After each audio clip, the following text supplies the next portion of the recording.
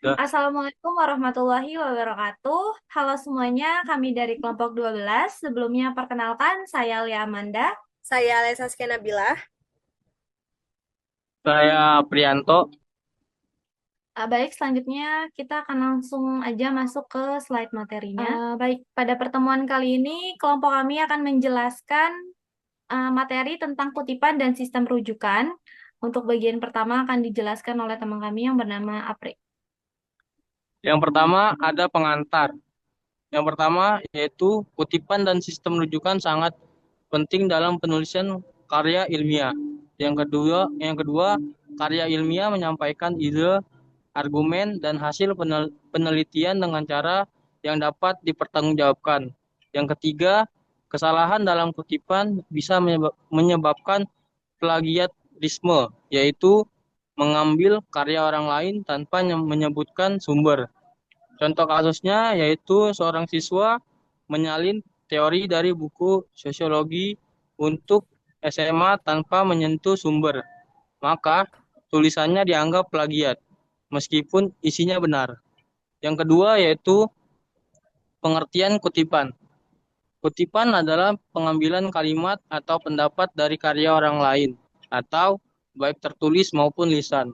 Untuk memperkuat sumber sendiri, sumber dapat berasal dari buku, jurnal, surat kabar, atau media elektronik seperti TV, radio, dan internet.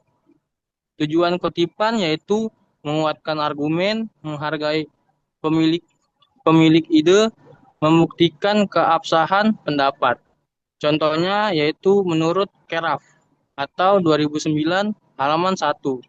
Bahasa adalah alat komunikasi yang paling efektif dalam kehidupan manusia. Prinsip-prinsip mengutip. Yang pertama yaitu jangan terlalu banyak mengutip. Yang kedua, sebutkan sumber dengan jelas. Yang ketiga, mengambil seperlunya agar tidak mengganggu alur tulisan. Yang keempat, kutipan panjang sebaiknya dilampirkan. Yang kelima, penghilangan bagian diperbolehkan, asal makna tidak berubah. Yang keenam, tidak boleh mengubah teks asli. Yang ketujuh, tambahan dari penulis harus diberikan tanda khusus dan catatan kaki. Contoh penghilangannya yaitu asli, pendidikan adalah usaha sadar dan terencana untuk mewujudkan suasana belajar.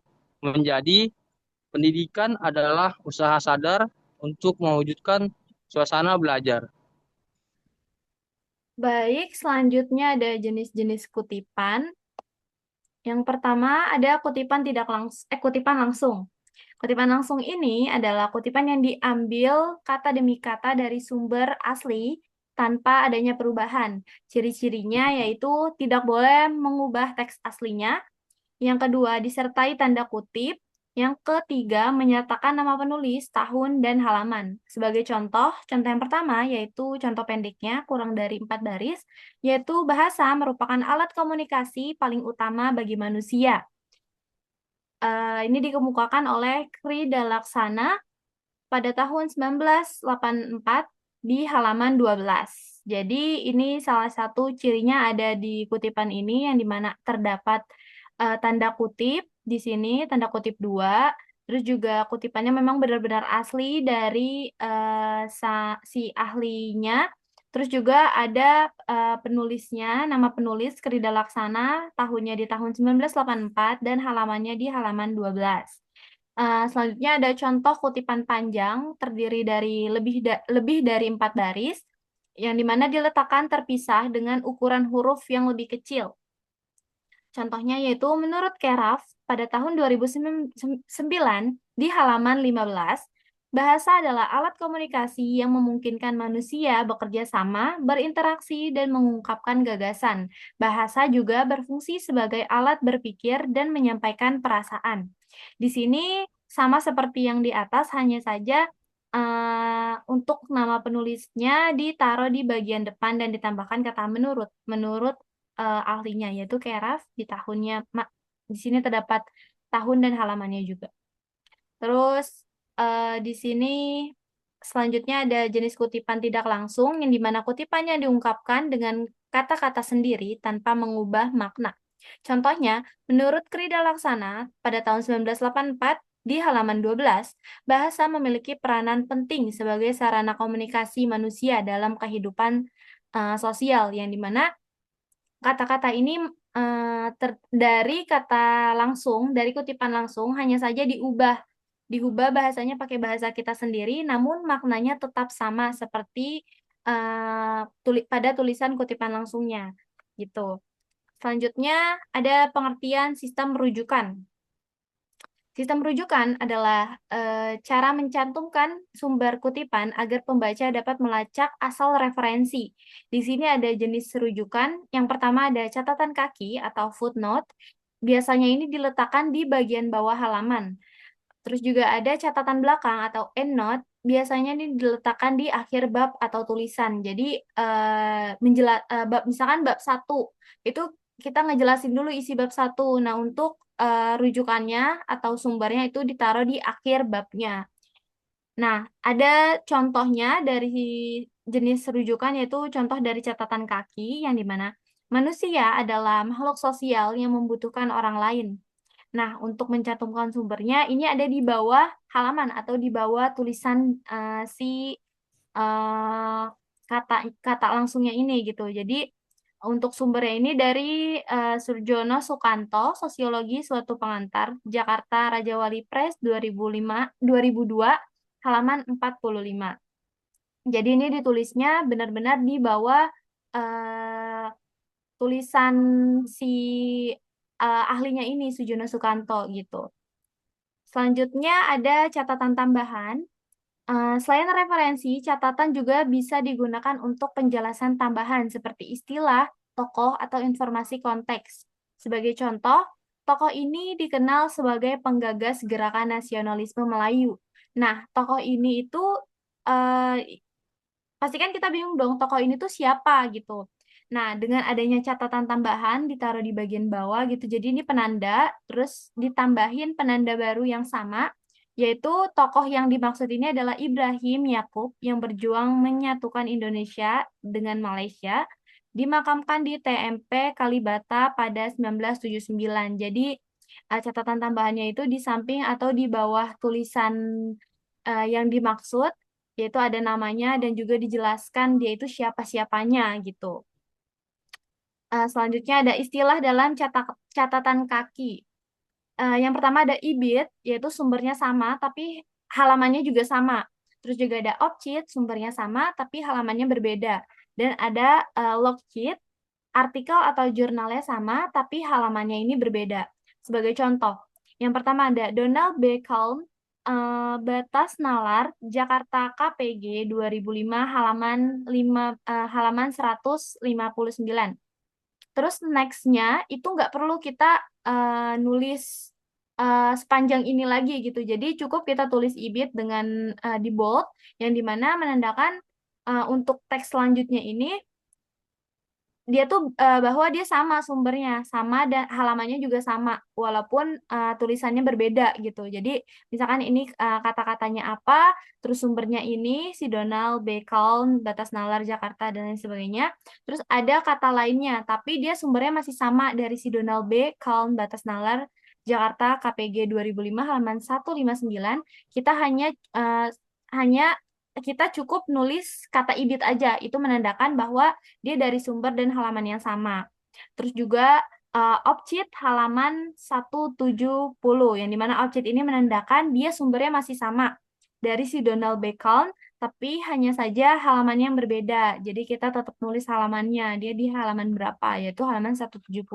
Tapi untuk sumber sama dari si Donald Bacon. Terus ada Bun S. Ormarjati, Konsistensi Budaya Jakarta, UI Press 2012, halaman 121. Yang dimana ini contoh untuk log sheet. Jika artikelnya sama, kita cukup nulis log sheet saja, tapi halamannya berbeda. Ya udah, kita tinggal nambahin dia terdapat di halaman berapa. Tapi untuk artikel atau jurnalnya kita hanya kita cukup nulis log sheet aja bahwa menandakan itu dia dari artikel atau jurnal yang sama. Tapi halamannya berbeda, kita tinggal tambahin halamannya aja, terdapat di halaman berapa pada kata selanjutnya. Oke. Oke, selanjutnya pengertian sitasi.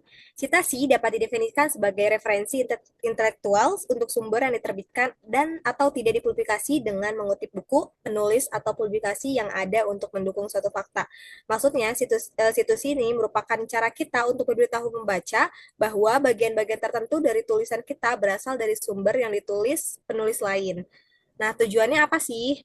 Tujuannya, yang pertama itu menghindari plagiarisme, kedua menunjukkan kejujuran ilmiah, yang ketiga memberi penghargaan pada penulis asli, yang keempat memperkuat ide penulis. Contohnya, mendidik karakter menjadi dasar utama pembangun bangsa. Likona 2012 halaman 3. Nah, di situ tuh dia maksudnya dia ambil dari bukunya Likona tahun 2012 di halaman 3. Lanjut. Kapan sih kita melakukan sitasi? Yang pertama, saat kita mengutip langsung pendapat orang lain. Nah, itu harus ditulis seperti tadi. Atau menyebut data atau fakta atau hasil penelitian orang lain, memparafase ide atau teori, dan mengacu pada karya atau gagasan ilmiah terdahulu. Contohnya, berdasarkan penelitian, tidur cukup meningkatkan daya ingat siswa. Haryono, 2020, halaman 55. Jadi, kayak seperti sebelumnya, ditulis lagi untuk nama dan tahun dengan halamannya juga. Next, gaya penulisan sitasi. Yang pertama itu ada gaya apa? American Physiological Association. Gaya apa ini berasal dari tahun 1929 ketika kelompok psikolog datang, antropolog, dan manajer bisnis berkumpul. Nah, jadi apa itu biasanya dipakai di bidang sosial, psikolog, dan pendidikan. Nah, contohnya itu dalam teks Krokat 1995 P1 di halaman 1. P itu halamannya. Terus kalau di daftar pustaka itu biasanya kayak seperti Baxter C 1997. Race Equality in Healthy Care and Education. Nah, dia juga bisa kalau itu masuknya ke daftar pustaka, kalau daftar teks yang langsung itu langsung Krokat 1995 ya. Yang kedua, ada Mila Style atau Modern Language Association. Nah, di sini umumnya di bidang sastra dan humanora. Contohnya Alma B 2009, guru profesional menguasai metode dan terampil belajar Bandung Alfabeta. Selanjutnya di 3 ada Chicago Style, ini umumnya di sejarah dan seni. Contohnya catatan Lutfi Matail, Perencanaan Pengembangan Wilayah Yogyakarta. UGM Press 2014 halaman 20. Lanjut, contohnya juga ada Bibliografi Muta'ali Lutfi Perencanaan Pengembangan Wilayah Yogyakarta UGM Press 2014. Nah, lanjut ada teknik-teknik penulisan sitasi. Yang pertama, itu ada catatan langsung, in-text situation. Jadi, dia biasa di bagian badannya. Ditulis di dalam teks berisi nama, penulis, tahun, dan halaman. Contohnya, Nugroho, 2016 tahunnya, P, halaman 25. Di catatan kaki, itu diletakkan di bagian bawah halaman, seperti footnote. Contohnya, Sutrisno, Dasar-Dasar Menulis Ilmiah Jakarta, Gramedia, 2019, halaman 45. Yang ketiga, catatan akhir, endnote, biasanya diletakkan di bagian buku akhir, itu ada di tulisan atau bab. Slide penutup akan dilanjutkan oleh Yaya Alia Amanda. Oke, untuk penutup atau kesimpulan, yang dimana kutipan dan sistem rujukan adalah bagian penting dalam penulisan karya ilmiah. Terus dengan menunjukkan etika ilmiah, kejujuran akademik, dan penghargaan terhadap karya orang lain, serta menghindari plagiarisme dan meningkatkan kredibilitas tulisan. Jadi dengan kita dengan kita menulis kutipan dan sistem rujukan, itu berarti kita menghargai penulis yang emang kita rujuk nih tulisannya. Terus juga untuk menghindari plagiarisme. Jadi dengan kita menghargai, terus juga si penulis nggak merasa kayak diplagiarisme tulisannya. Gitu, kesimpulan dari kelompok kami. Baik, cukup sekian presentasi dari kelompok kami. Warahmatullahi wabarakatuh. Bye-bye. Bye-bye. Bye guys.